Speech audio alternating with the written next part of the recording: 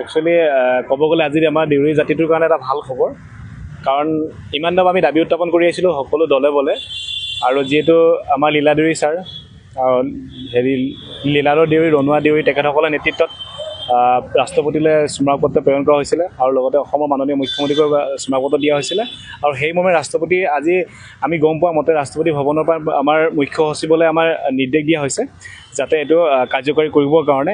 এতিয়া আমি আশাবাদী যাতে অসমত যাতে আমাৰ বিধানসভাৰ সমষ্টিত যাতে দেউৰী প্ৰতিনিধি আমি এজন দেখিবলৈ পাব যেন লাগিছে, কাৰণ যদি সম্পূৰ্ণ যদি ৰাষ্ট্ৰপতি নিৰ্দেশ মৰ্মে যদি মুখ্য সচিব যদি হয়তো গৃহীত কৰা যায়, তেতিয়াহ'লে অসম চৰকাৰক যদি সঁহাৰি জনোৱা যায়, কাৰণ তেতিয়া নিশ্চয় আমি ভাবোঁ, কাৰণ অনাগত দিনত বিধানসভা মজিয়াত দেউৰী জনপ্ৰতিনিধিজন পোৱা যাব নিশ্চয়। আৰু সেইটোৱে আমাৰ গৌৰৱৰ বিষয়, কাৰণ কেলৈ ইমান আপোনাৰ বিম্ব দেউৰীৰ দিনৰ পৰা আৰু লগতে বৰগাম দেউৰীৰ দিনৰ পৰা আমাৰ দেউৰী জনপ্ৰতিনিধি আজিলৈকে হোৱা নাই।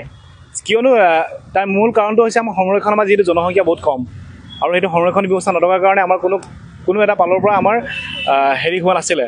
আৰু এইবাৰ বিজেপি চৰকাৰে যদি, মই কোৱা নাই যে শাসকীয় পক্ষৰ লগতে বিৰোধীৰ যিবিলাক দল আছে, যিহেতু দেউৰী জনগোষ্ঠীটো যিকোনো এটা জনপ্ৰতিনিধি প্ৰত্যেকটো দলৰ পৰাই যে গুৰুত্ব প্ৰদান কৰিব লাগে, কাৰণ কেলৈ আমাৰ বিধানসভাত আমাৰ বিষয়বিলাক উপস্থাপন কৰিবৰ কাৰণে আমি এতিয়া বেলেগক আমি হাত পাতিবলগীয়া হয়, কিন্তু আমাৰ নিজৰ জনপ্ৰতিনিধি নোহোৱাৰ কাৰণে।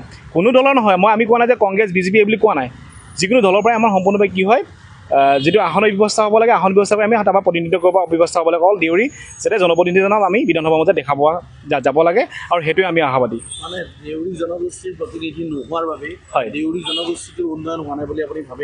নিশ্চয় আমাৰ এতিয়া চাওক, আমাৰ কিছুমান জ্বলন্ত সমস্যাবিলাক আমি সম্পূৰ্ণকৈ আমি উপস্থাপন কৰিব নোৱাৰোঁ। আমাৰ দল সংগঠনে ধৰ্ণা দিলেও সম্পূৰ্ণ অসমৰ প্ৰেক্ষাপটত অসম চৰকাৰে ইমান গুৰুত্ব সহকাৰে লোৱা নাই।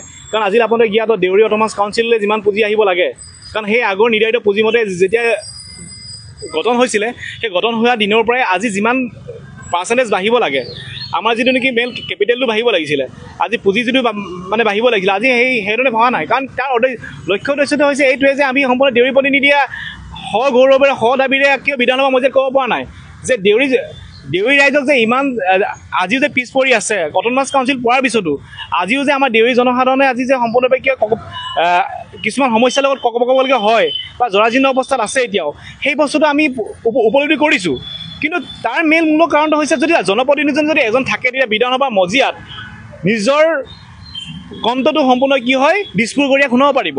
কিন্তু আমি দল সংগঠনে ধৰ্ণা দিব পাৰোঁ বা আমি দাবী উত্থাপন কৰিব পাৰোঁ, কিন্তু কি হয় সংবিধানৰ মজিয়াত যেতিয়া কোৱাটো, কাৰণ এজন জনপ্ৰতিনিধিয়ে ক'ব পাৰিব।